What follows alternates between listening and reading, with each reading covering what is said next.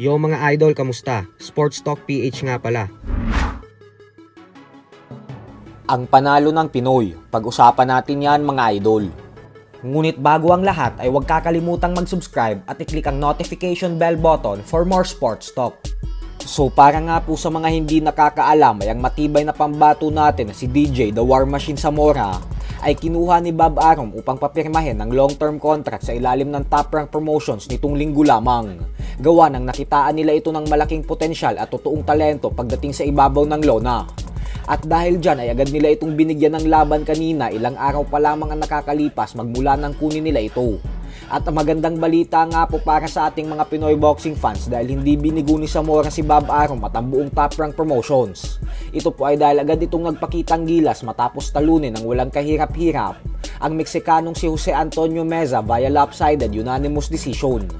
Sa laban po na ito ay pinatunayan ni Zamora na hindi lang puro knockout ang kaya niyang gawin. At bagkus pinakita niya dito kung gaano din siya kagaling pagdating sa puntusan.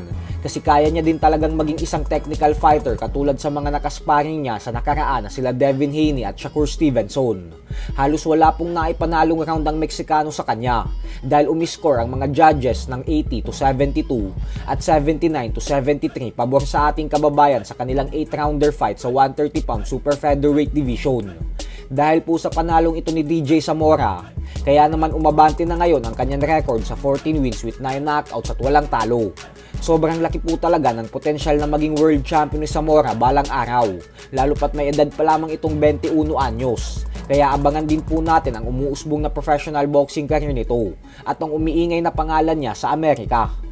Sa kabilang banda naman mga idol ay hindi nga po maitago ng current WBC Junior Welterweight World Champion Devin Haney ang kanyang saya matapos tuluyang bawiin ng New York State Athletic Commission kay Ryan Garcia ang naging panalo nito sa kanya mahigit isang buwan pa lamang ang nakakalipas nang dahil sa pagpopositibo ni Garcia sa ipinagbabawal na gamot.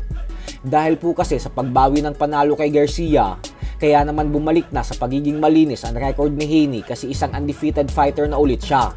At sa sobrang saya nga po ni Haney sa balitang ito, kaya napapost ito sa kanyang official Instagram account na sumasayaw ito. Ginawa po ito ni Haney upang asarin si Ryan Garcia at maging ang mga tagahanga nito na bumabati ko sa kanya. Subalit sa kasamaang palad nga po para kay Haney ay wala pa ding nagbago sa paningin ng mga fight fans. Base po kasi sa reaksyon ng mga fans ay mas lalo itong nawalan ng respeto sa kanya gawa ng hindi daw ito marunong tumanggap ng pagkatalo. Kahit naman daw nabura ang talo sa record nito, ay hindi na daw mabubura sa alaala nilang mga fans kung paano siya pinabagsak ng 3 beses at dinurog ni Ryan Garcia. Yun na daw kasi talaga ang tatatak sa mga isipan nilang mga fans. Pag nakikita daw nila si Haney ay agad nilang naiisip na ito yung fighter na winasak ni Garcia sa buong 12 rounds. Tapos umiyak nang dahil sa hindi nito matanggap ang pagkatalong nalasap niya. So hanggang dito na lang po muna tayo mga idol.